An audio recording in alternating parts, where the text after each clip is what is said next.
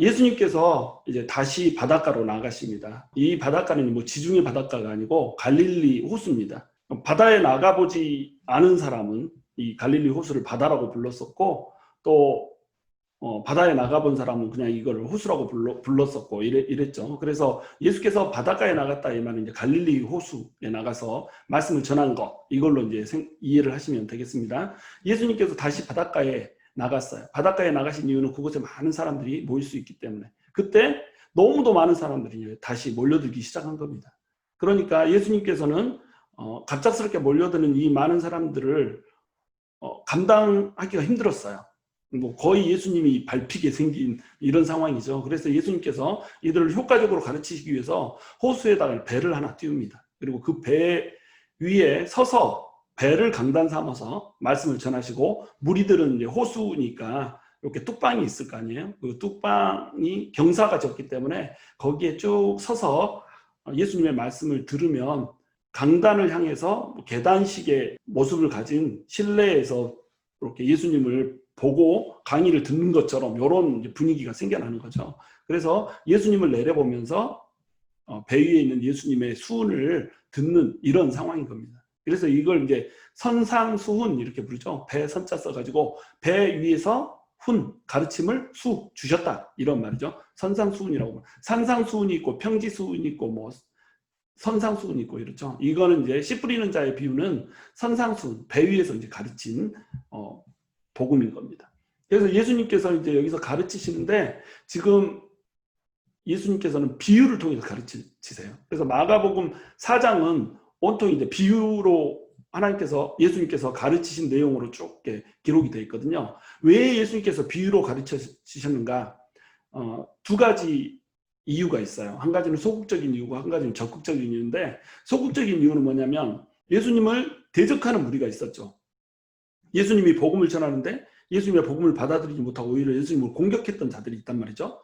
이런 사람들에게 그 가르침의 내용이, 하나님의 진리가 숨겨지게 하기 위해서 이제 비유로 가르친 겁니다. 그래서 비유로 가르쳤는데 듣는 사람이 다 똑같이 듣지만 마음이 열린 사람은 그 비유에 대해서 깨달을 수 있고, 마음이 닫힌 사람은 그 비유에 대해서 깨달을 수가 없다는 이런 특성을 이용해서 대적자에게는 내용을 숨기려고 이제 비유로 가르친 거죠. 마가복음 2장에서 3장 초반부를 우리가 지난 설교들을 통해서 살펴보았는데, 특별히 마가복음 2장 3장 초반부는 내용이 뭐예요? 당시 유대 종교 지도자들과 예수님의 그 논쟁을 다루고 있잖아요. 그러니까 예수님께서 수많은 사람들을 고치고 치유했는데 당시 종교 지도자들은 그런 예수님이 마음에 들지 않았던 거예요. 왜냐하면 예수님이 하는 것은 메시아 같은데 예수님의 가르침은 자기들이 기다리던 그 정치적 메시아가 아니었고, 자기들이 대중적인 인기를 온통 차지하고 존경을 다 받으면서 탐욕을 부려서 세상의 모든 부와 힘을 차지하고 있는 이런 상태인데, 예수님께서는 힘 있는 자기들, 돈 있는 자기들을 배제하고 오히려 돈 없고 힘 없고 나약하고 또 죄인들이라고 여겨지는 이런 사람들하고 같이 생활을 하더라 이겁니다. 그러니까 이제 시기가 났던 거죠. 그래서 주님을 이단이라고 규정을 하고 이제 주님을 고소할 건수를 찾으려고 혈안이 돼 있었던 거죠. 그러다 보니까 이제 논쟁이 벌어진 거고, 지속적으로 이제 공격을 하고, 예수님을 심지어는 뭐라고 하냐면 귀신이 들렸다, 또는 마귀의 힘을 빌려서, 바알세불의 힘을 빌려서 귀신을 쫓아낸다, 이런 식으로 예수님이 귀신 들린 자, 사탄의 하수인, 막 이런 식으로 이제 예수님을 몰아붙였던 겁니다. 그러니까 이 사람들은 예수님 앞에 나오기는 나오는데 왜 나오냐면 진리를 배우기 위해서가 아니라 예수님을 고소할 근거를 찾기 위해서 주님의 말씀을 듣고 있는 이런 상황인 거죠. 그래서 예수님께서 이제 비유로 가르쳐서 이들이 깨달을 수 없게 이렇게 많이 했던 거죠. 그래서 그들은 말씀을 많이 들으면 들을수록 더 많은 죄를 짓게 돼요. 이게 아이러니죠. 역설인데, 그래서 예수님께서는 그들이 진리를 깨닫지 못하게 하기 위해서 비유로 천국 복음을 가르치셨고, 하나님께서는 뭘 이 말씀을 통해서 가르쳐 주냐면, 마음을 닫고 복음을 듣기를 거부하는 완악한 사람들에게 천국의 진리는 닫혀져 있다, 이거를 지금 가르쳐 주는 겁니다.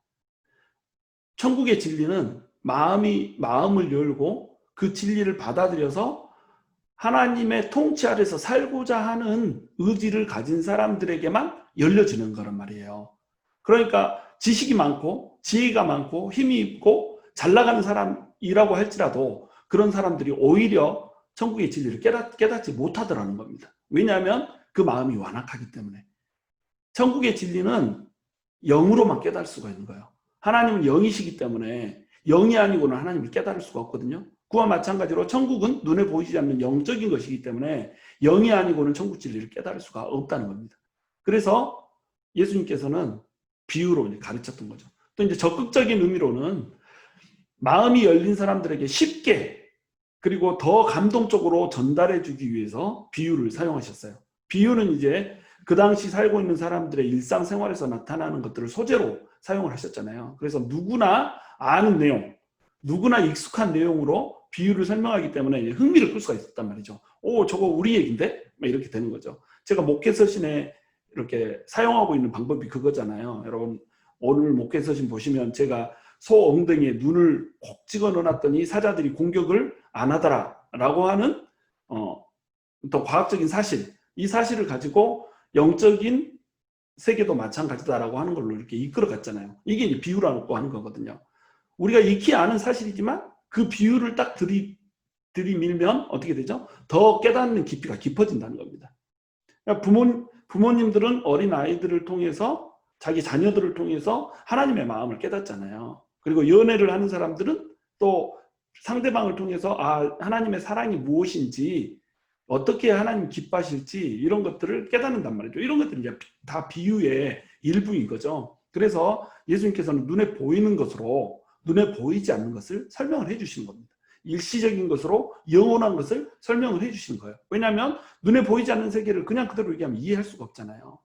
영원한 것을 영원하지 못한 인간에게 얘기를 해주면 이해를 못한단 말이죠. 그러니까 눈에 보이는 것 그리고 일시적인 것 이런 것들을 소재로 해서 눈에 보이지 않는 것, 영원한 것 이것을 설명을 해주면 이게 실감이 나는 거죠. 그리고 감동이 있고 깨달음이 있고 공감이 있고 이렇게 되는 겁니다. 그런 파워가 있기 때문에 이제 비유로 설명을 해주신 겁니다. 그런데 그 비유들 중에서도 가장 이제 기본이 되는 비유가 뭐냐면 이 씨 뿌린 자의 비유예요. 오늘 비유를 이제 씨 뿌리는 자의 비유라고 설명을 하는데 이 비유는 이제 너무도 많이 들었기 때문에 교회를 웬만큼 다녀본 사람은 이 설교를 들어보지 않은 분이 거의 없을 정도로 이렇게 가장 기본적이면서도 중요한 비유죠. 근데 이 비유를 모르면 다른 비유를 이해를 할 수가 없습니다. 그래서 13절에서 보면 예수님께서도 제자들에게 너희가 이 비유를 알지 못할진데 어떻게 모든 비유를 알겠느냐? 이 비유를 알아야지 다른 모든 비유를 알 수 있다. 이 얘기를 하고 계신 겁니다. 그래서 예수님께서는 제자들에게 이 비유를 먼저 자세히 설명을 해주고 있는 거예요. 제자들은 비유에 이제 익숙하지 않기 때문에 이 비유가 무슨 뜻인지를 알 수가 없었어요. 제자들에게 이 비유를 설명해 주면서 비유의 원리에 대해서 이제 가르쳐 주시는 거죠. 그래서 씨 뿌리는 자의 비유가 어떤 뜻인지 이제 제자들에게 예수님께서 가르치신 내용을 설명을 해드립니다. 씨는 하나님 나라의 복음을 의미하는 거예요. 그러면 씨 뿌리는 자는 누구겠어요? 당연히 복음을 전파하는 사람이겠죠. 지금 이제 본문에서는 사실은 이제 예수님을 의미하겠죠. 그러나 이후에 이걸 확장된 의미로 보면 이후에 예수님의 말씀, 하나님의 진리를 선포할 모든 복음 전파자들을 얘기하겠죠. 복음 전파자는 복음의 씨앗을 뿌립니다. 그런데 씨앗이 뿌려진 땅이 달라요. 여기 이제 본문에는 4가지의 땅이 등장을 하죠. 하나는 길가, 하나는 돌밭, 또 하나는 가시밭, 또 하나는 좋은 밭 이렇게 4가지의 땅이 이제 존재를 합니다. 근데 복음의 씨앗은 뿌려져야 돼요. 씨앗이 뿌려지지 않으면 씨앗 안에 있는 생명력이 퍼질 수가 없는 겁니다. 그래서 여러분 씨앗이 생명력을 가져요? 밭이 생명력을 가져요? 씨앗이 생명력을 갖잖아요. 밭은 씨앗이 뿌려지지 않으면 생명을 낼 수가 없어요. 씨앗이 뿌려져야 생명을 낼 수가 있는 겁니다. 근데 씨앗이 생명력을 가지고 있다고 하더라도 씨앗이 그냥 혼자 있으면 생명을 낼 수가 있나요? 없죠. 어떻게든지 밭에 뿌려져야 이것이 생명력을 가지고 곡식으로 자라나는 겁니다. 그러니까 복음을 가진 사람들은 반드시 복음의 씨앗을 어떻게 해야 되겠어요? 뿌려야 된다는 거예요. 복음의 씨앗을 뿌리는데 복음의 씨앗은 어디에 뿌려져요? 길가, 돌밭, 가시밭, 좋은 밭 어디에나 뿌려지는 겁니다. 마구 뿌려지는 거죠. 여기에서 좋은 밭을 가진 사람은 이제 결실을 맺을 것이고 길가라고 하는 밭을 가진 사람은 열매를 맺지 못할 것이다. 이런 겁니다. 예수를 찾아서 수많은 사람들이 이제 몰려들었죠. 근데 이 수많은 사람들의 예수님을 찾는 목적, 예수님을 좇는 목적이 같았을까요? 달랐을까요? 전부 달랐죠. 어떤 사람은 길가 같은 마음으로, 어떤 사람은 좋은 땅의 마음으로 이렇게 사람들이 예수님을 찾아서 왔다는 거예요. 그런데 이 씨 뿌리는 자이신 예수님께서는 땅 상태에 상관없이 그 씨앗을 뿌리는 거죠. 천국의 복음을 뿌리고 계시는 거예요. 그들 모두에게 씨앗이 뿌려지는 겁니다. 그러나 열매를 맺는 것은 누구한테만 맺어져요? 예수님을 찾아온 사람들의 마음밭이 좋은 그런 사람들만 열매를 맺더라는 겁니다. 그러면 씨에 문제가 있어요? 밭에 문제가 있어요? 씨에는 문제가 없죠. 밭에 문제가 있는 겁니다. 결국 밭이 문제가 있으면 씨앗이 좋아도 밭은 열매를 낼 수가 없다. 지금 이 말씀을 예수님께서는 하고 있는 거죠. 예수님께서 선포하시는 것은 전부 진리였어요. 하나님의 진리를 선포하셨어요. 근데 이 하나님의 진리는 문제가 없었죠. 물론 이제 요즘에 설교자들이 하는 이 선포에는 문제가 있는 경우가 많죠. 뭐 예를 들어 신천지 이만희의 말이 진리겠어요? 하여튼 이런 문제 있는 말들이 많지만 예수님께서 애초에 전하신 하나님 나라의 진리는 문제가 없다는 거죠. 근데 이것이 열매를 못 맺고 결실을 못 맺는다. 그러면 이것은 누구의 문제라는 거예요? 마음밭의 문제라는 겁니다. 그래서 첫 번째 이제 밭은 어떤 밭이었냐면 첫 번째 땅은 길가였어요. 길가에 씨앗이 쫙 뿌려졌더니 새가 와서 씨앗을 먹어버린 겁니다. 이 길가는 그러면 뭘 의미하는 걸까요? 길가는 마음이 닫혀있는 사람, 마음이 닫힌 채 자기 어떤 욕정을 실현하기 위해서 자기의 이익과 이렇게 유익을 실현하기 위해서 말씀을 듣고 있는 자, 공격할 마음으로 마음을 듣고 있는 자, 이 사람들이 길가인 거예요. 그리고 여기서 이제 새는 사탄을 의미하겠죠. 그러니까 이런 마음으로 말씀을 듣고 있으면 말씀이 뿌려져도 아무리 좋은 말씀이어도 아무리 설득력 있는 말씀이어도 사단이 와서 꿀꺽 잡아 삼켜버린다는 겁니다. 그러니까 말씀이 떨어져도 의미가 없는 거죠. 그래서 여러분 보시면 어떤 사람은 말씀을 선포하면 그 말씀 때문에 막 은혜를 받아서 눈물이 왈칵 쏟아지고 막 가슴이 벌렁벌렁하고 드디어 이제 하나님 나라를 위해서 내가 일할 때가 왔다 막 이렇게 하는데 어떤 사람은 팔짱 딱 끼고 앉아가지고 그런 참 저기 말이 돼 이러고 있는 사람들 있잖아요. 이거는 말씀에 문제가 있는 것이 아니라 밭에 문제가 있는 거라는 거죠. 그래서 마음이 닫힌 자한테는 천국 복음이라고 하는 것이 아무런 유익이 없다라고 하는 겁니다. 당시에도 이제 이런 길가와 같은 사람들이 존재를 했죠. 누구겠어요? 유대의 종교 지도자들, 바리새인들, 사두개인들, 헬라파 당원들 이런 사람들은 마음이 닫혀 있었어요. 마음이 왜 닫혀 있었냐면 자기 유익, 자기 탐욕, 자기 명예, 자기 의, 자기 열심 이런 것들이 너무 소중했던 거예요. 그거를 지키고 싶었던 것이죠. 그들은 우상 숭배자였습니다. 이 비유를 하시면서 비유로 말하는 이유를 예수님께서 그들이 눈이 있어도 보지 못하고 귀가 있어도 듣지 못하고 마음이 있어도 깨닫지 못하게 하겠다는 목적으로 비유를 말씀을 하시잖아요. 이 말씀은 어디서 빼온 말씀이냐면 이사야서 6장에서 빼온 말씀이거든요. 이사야서 6장에서 저들은 눈이 있어도 듣지 못하고 보지 못하고 귀가 있어도 듣지 못하고 마음이 있어도 생각하지 못한다라고 하는 그 말씀을 누구한테 선포하냐면 우상 숭배자들한테 선포를 한단 말이죠. 사람은 자기가 사랑하는 것을 닮아가게 돼 있다고 그랬죠. 우상을 숭배하는 자들은 우상이 듣지도 못하고 깨닫지도 못하는 이런 자들이기 때문에 우상처럼 마음이 무뎌지고 영적인 세계를 절대로 볼 수 없는 하나님의 진리를 발견할 수 없는 상태로 바뀌어버린다는 겁니다. 그래서 이들에게 선포한 말씀이 바로 그 말씀이었던 거예요. 그 말씀을 예수님께서는 그대로 여기에 적용을 하고 있는 겁니다. 그러니까 예수님께서 지금 이 길가와 같은 마음을 가지고 있는 사람들에게 하고 싶은 말씀은 뭐냐면 너희들이 자기 유익과 자기 탐욕과 자기 명예와 자기 의와 자기 열심이라고 하는 것, 이것을 너네의 우상으로 지금 삼고 있다, 이 얘기입니다.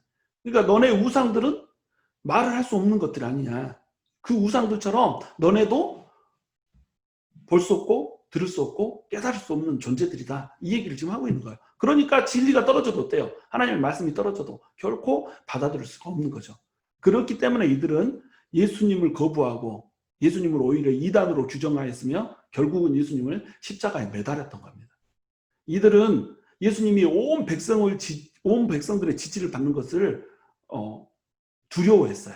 그리고 시기심으로 그 예수님을 바라봤습니다. 왜냐하면 그 전까지는 자기들이 거룩한 자인 것처럼 속이고 자기들만이 하나님의 선택받은 어떤 존재들인 것처럼 속여서 자기들이 지지를 받고 있었거든요. 그리고 그것을 통해서 엄청난 경제적인 이익을 봤었고 정치적으로 힘을 소유한 자들로 살고 있었거든요. 그것이 예수님이 오셔서 진리의 말씀을 선포하심으로 인해서 우상 숭배로 규정이 되고, 너희들은 이제 그대로 살면은 도끼가 나무를 찢기 위해서 얹혀지듯이 그런 심판의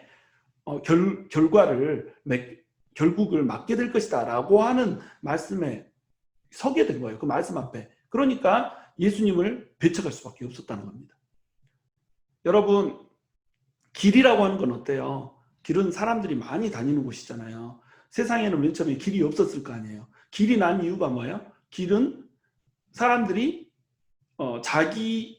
자기의 편의를 위해서, 또 자기의 욕심을 위해서 이렇게 자꾸 다니고 또 갈고 이러면서 길이 생겨난 거잖아요. 길에는 여러분 이름이 있잖아요. 길이 크면 클수록 어때요?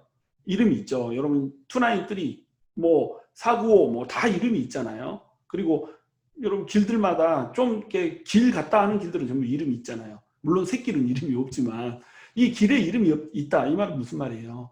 이름을 쫓는 자, 편의를 쫓는 자, 욕심을 가진 자, 이런 사람들은 길가가 돼버린다는 겁니다.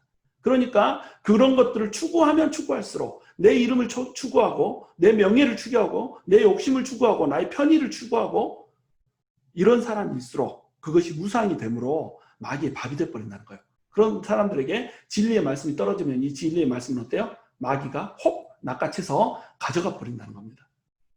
두 번째, 이제 이 땅은 어떤 땅이냐면 돌밭이에요. 돌밭이라고 하는 것은 이 자갈들이 막 밑에 깔려있는 이런 밭이 아니라 큰 바위가 밑에 있는 그런 밭이라는 겁니다. 그래서 큰 바위가 있으면 그 위에 뭐가 쌓이겠어요? 흙이 이제 덮여서 쌓여 있는 거죠. 그러니까 흙이 맨 처음에는 있어요. 그래서 싹을 거기다 냅니다. 근데 밑에 바위가 있기 때문에 어때요? 뿌리가 깊이 내려가지 못하고 간단간단 이게 박혀있는 이런 상태예요. 근데 이 상태에 갑자기 햇빛이 뜨겁게 딱 비춥니다. 그러면 타서 죽어버리지 않냐 이거죠. 돌밭 같은 마음을 가지면 이렇게 하나님의 복음이 떨어져도 뿌리를 잠깐 내리는 것 같다가 해가 나면 죽어버리더라. 그러면 돌밭은 어떤 사람을 의미하겠어요? 마음에 깊이가 없는 사람을 의미합니다. 믿음에 깊이가 없어요. 그냥 얕아요. 그래가지고 그렇게 하나님 말씀이 좋네 막 이러다가 갑자기 그냥 후루룩 떠나버리거든요. 왜 그러냐면 이 햇빛이 비추기 때문에 그렇죠. 여기서 해는 뭘 상징하냐면 환난과 박해를 상징하는 겁니다. 순간적으로 기쁜 마음으로 하나님의 진리를 받아들이긴 하는데, 그리고 그 말씀이 좋다고 막 이렇게 할렐루야 하는데 갑자기 놀렐루야 하면서 훅 떠나버리거든요. 세상에 환난이 오면 놀라버려요. 그래가지고 할렐루야가 날아가 버리는 거죠. 그래서 깊은 믿음이 없어서 환난과 박해가 오면 정말 믿음이 훅 떠나버리는 이런 사람. 그래서 그 사람 자체도 믿음의 길에서 훅 떠나버리는 이런 사람이 이제 돌밭 같은 사람인 거죠. 그래서 당시에도 예수님의 말씀을 돌밭 같은 마음으로 들은 사람들이 있어요. 예수님의 말씀을 기쁘게 받았어요. 이 사람들은 주님의 진리의 말씀보다 이적을 보고 주님을 따랐어요. 그들이 당면하고 있는 문제, 귀신 들리고 병 걸리고 이런 당면한 문제들을 해결할 목적으로 예수님을 찾아왔던 거예요. 그런데 그 문제들을 예수님이 해결해 주네. 그러니까 그래 이게 진리지 이러고 들었다가 갑자기 이제 마귀가 공격을 해오는 거죠. 사탄이 가족, 전통, 종교 지도자 이런 것들 동원을 해서 이제 박해를 하기 시작하는 거예요. 유대교에서는 유대교를 떠나면 이렇게 시켜버렸잖아요. 그래서 자기 가족에서 쫓아내버리고 경제적으로 엄청난 핍박을 주잖아요. 자기 전통을 이용해서 이렇게 했단 말이죠. 그러니까 이런 문제가 생기면 어떻겠어요? 갑자기 문제 해결을 하러 왔는데 문제가 더 생기네? 그러니까 믿음이 뿌리를 내리지 못하고 끝나버리는 겁니다. 이런 사람들이 이 시대에도 있었던 거예요. 그래서 말씀의 기초가 없어서 박해를 이기지 못하고 그냥 한순간에 날아가 버린 사람. 이런 사람들 오늘날에도 있을까요? 없을까요? 오늘날에도 이런 믿음을 가진 사람들이 있는 겁니다. 말씀을 받고 교회에 와요. 교회 가면 형통하다더라. 교회 가면 질병이 치유된다더라. 교회 가면 이렇게 귀신이 막 떠나고 묶임이 풀린다더라. 이래가지고 이제 오는 거예요. 그래서 실제로 이런 경험들을 해요. 제가 아는 어떤 분도 기도원에 가가지고 암 걸린 사람이었는데 질병이 이 암이 떠나가게 하려고 목사님한테 그랜저 한 대를 딱 뽑아준 사람이 있어요. 제 가까운 사람 중에 있습니다. 그러고 나서 암이 나았거든요. 암이 나았고는 교회에 안 나가요. 그러니까 말씀을 받고 교회는 오는데 이 사람의 관심은 뭐예요? 암이 낫는 거라는 겁니다. 하나님의 진리의 말씀, 영적인 세계가 아니라는 거죠. 그러니까 가벼워요. 말씀에 이 깊이 있는 그 말씀에 빠져들지 못하고 말씀은 깊은데 자기는 얕아. 이러니까 교회를 훅 떠나버리는 거죠. 교회를 통해 자기 문제를 해결하고 싶어하는 사람. 이런 사람은 결코 깊이 있게 하나님을 만날 수 없다. 진리를 진리대로 맞아들이고 그것을 열매를 맺을 수가 없다는 겁니다. 예수님은 단순히 자기 문제를 해결하는 그런 목적을 가지고 오는 사람들에 대해서 돌박 같다라고 얘기를 해요. 이런 사람들은 예수님을 램프 속의 지니로 또는 요술봉으로 도깨비 방망으로 여기는 사람들이에요. 그냥 이렇게 내 문제가 있는데 나와서 내 소원 좀 들어줘 뽕 하면은 이렇게 나와가지고 문제를 해결해 주는 이런 존재로 예수님을 여기신다는 거죠. 그러니까 오랫동안 응답이 안 되면 어떻게 했어요? 문제를 해결해 달라고 빌었는데 문제가 해결이 안 되네? 그러면 에이 이 길이 아닌 게벼 이 산이 아닌 게벼 이러고 훅 떠나버리는 거죠. 예수님 때문에 오는 불편이나 예수님 때문에 오는 어떤 해나 이런 것들을 도무지 견딜 수가 없는 겁니다. 예수님께서는 십자가를 지고 나를 따르라 하셨는데 십자가는 무슨 십자가예요? 절대로 십자가를 지고 따를 수가 없는 거죠. 그 다음에 이제 가시떨기에 뿌려진 씨앗이 나옵니다. 가시떨기에 뿌려진 씨앗은 싹은 나요. 땅이니까. 땅인데 가시떨기들이 있을 뿐이니까 이렇게 싹이 나오고 어느덧 자라기도 해요. 근데 가시떨기가 위를 가려가지고 햇빛을 가리고 비를 가려버리기 때문에 어떻게 되겠어요? 결실을 하지 못하는 겁니다. 가시떨기는 예수님께서 뭐라고 얘기하냐면 세상의 염려와 재물에 대한 욕심이라고 얘기를 해요. 당시에도 이런 사람들이 있었어요. 가시떨기 같은 마음을 가진 사람들. 빵을 위해서 예수님을 쫓았던 겁니다. 특별히 예수님을 쫓는 사람들이 광분을 했던 장면이 어떤 장면이냐면 오병이어 사건이었거든요. 오병이어 떡 5개 물고기 2개로 그냥 5,000명을 장정만 5,000명 그러니까 토탈 한 2만 명을 먹여버린 거예요. 그러니까 이분이 이제 군량미를 마음껏 제공할 수 있겠구나. 그래서 이런 능력을 가진 분이면 로마의 학정을 끝내고 우리에게 정말로 이 유대인들이 주인이 돼가지고 유대인들의 세상을 이렇게 펼쳐줄 이런 분이 드디어 왔구나 이렇게 생각하고 예수님을 따르잖아요. 그러다가 오병이어 사건 이후에 예수님이 어떤 설교를 하시죠? 생명의 떡 설교를 하잖아요. 요한복음 7장에서 생명의 떡 설교를 하시는 이 대목은 요점이 뭐예요? 내가 너에게 세상 떡을 주려고 온 것이 아니라 하늘의 신령한 떡을 주려고 왔다. 내가 떡이다. 그리고 내가 포도주다.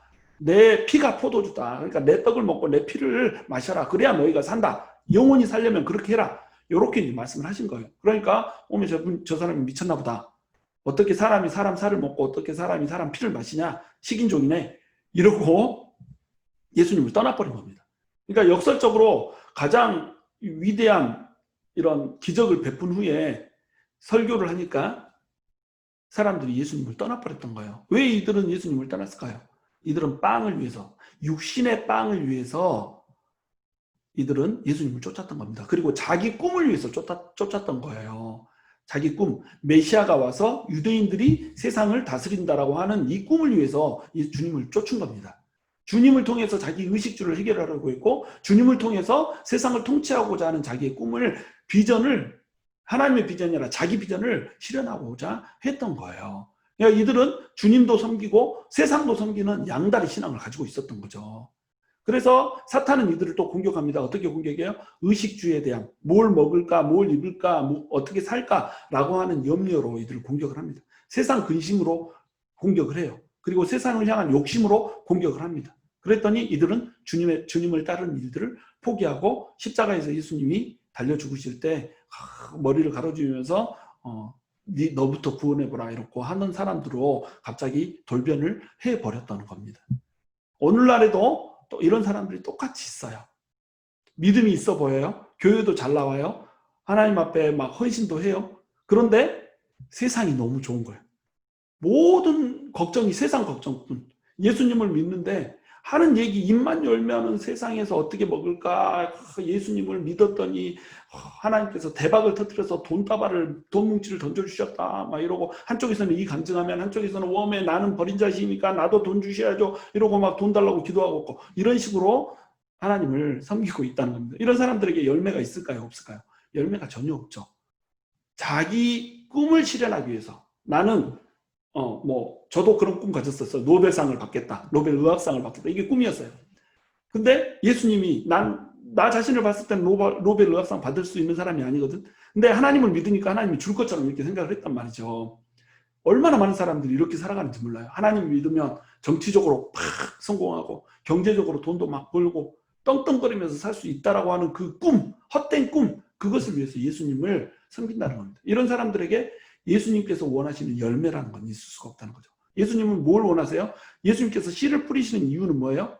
열매를 취하기 위함이잖아요. 열매를 얻기 위함이잖아요. 이 열매는 뭘까요?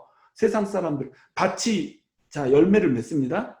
그럼 밭이 열매를 맺으면 이 열매는 밭이 먹어요? 아니잖아요. 다른 사람들이 와서 밭에서 열매를 따잖아요.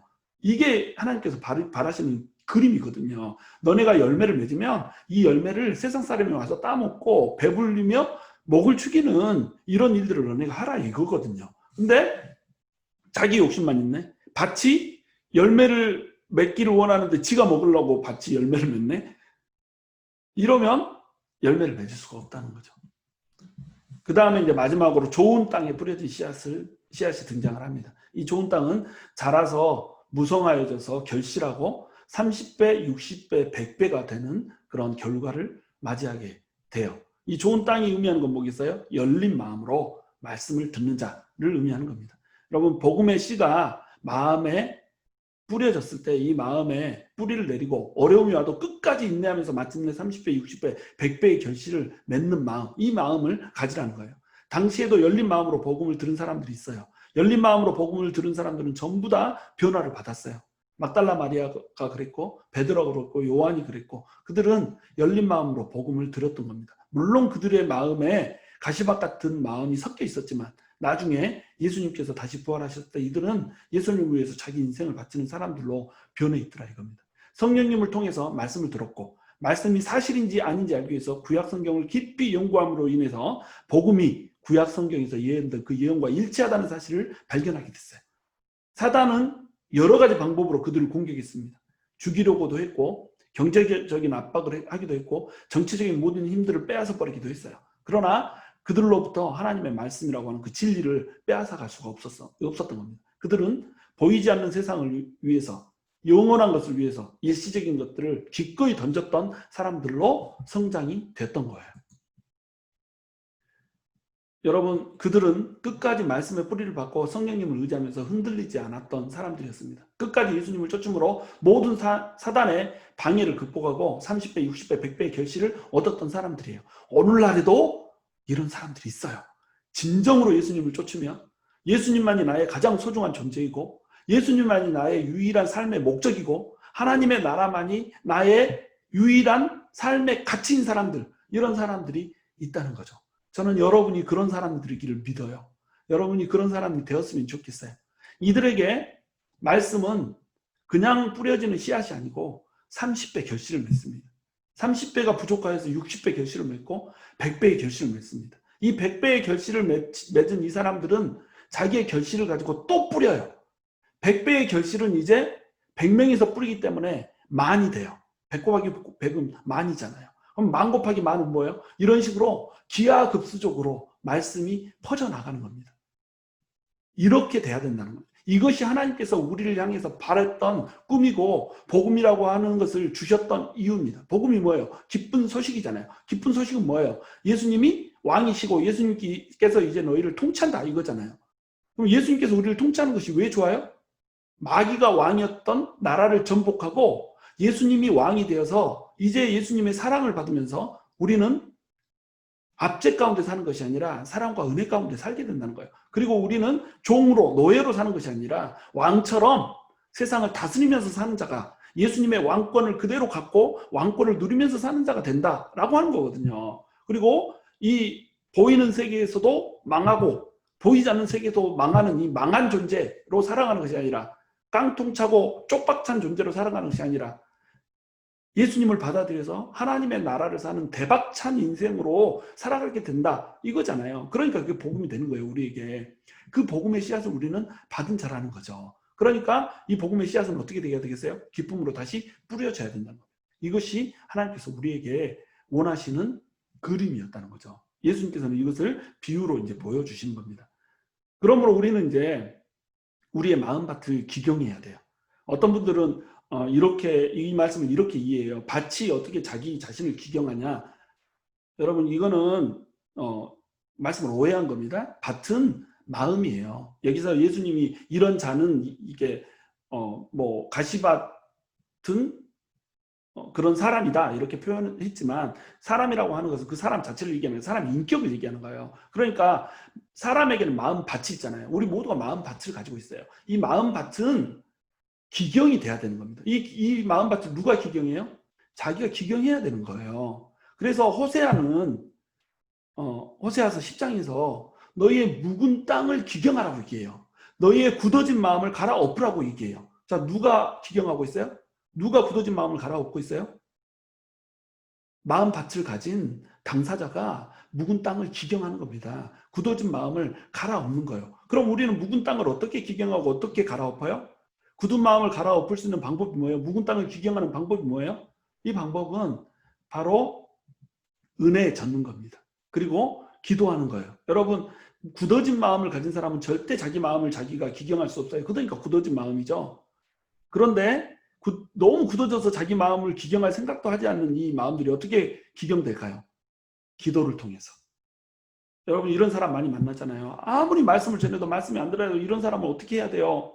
정말 이 사람은 길가 같은 사람이에요. 이 사람은 돌박 같은 사람이에요. 어떻게 해야 돼요 이거? 그 사람은 소망이 없는 걸까요? 아니요, 소망이 있어요. 기도하는 겁니다. 그러면 그 기도를 듣고 하나님께서 그 땅을 갈아버려요. 길가인데 쟁기를 대고 갈아버려요. 돌짝인데 돌짝을 깨트려 버려요.